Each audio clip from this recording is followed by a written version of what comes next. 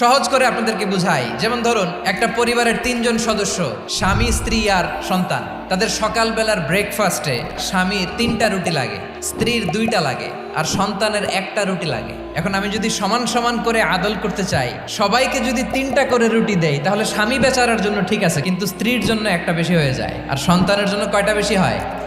আচ্ছা, 2টা করে যদি সবাই দেয় সমান সমান নীতিতে, তাহলে স্ত্রীর জন্য, স্ত্রী বেচারির জন্য ঠিক আছে, কিন্তু স্বামীর কয়টা কম পড়ে? আর সন্তানের বেশি হয়ে যায় কয়টা? আচ্ছা, সমান সমান নীতিতে সবাইকে যদি সকালের নাস্তার জন্য 1টা করে রুটি দেই, সন্তানের জন্য ঠিক আছে, কিন্তু স্ত্রী বেচারির কম পড়ে কয়টা? স্বামীর কম পড়ে কয়টা? 2টা। আর আমি যদি স্বামীকে দেই 3টা, স্ত্রীকে দেই 2টা আর সন্তানকে দেই 1টা, তাহলে কারো অপচয় হবে না? যেখানে যার যতটুকু দরকার তাকে সেখানে ঠিক ততটুকু দিয়ে দেওয়ার নামই হচ্ছে আদল। আমরা বুঝতে পারলাম আল আদ শব্দের মানে হচ্ছে ইনসাফ বা সুবিচার বা ন্যায়।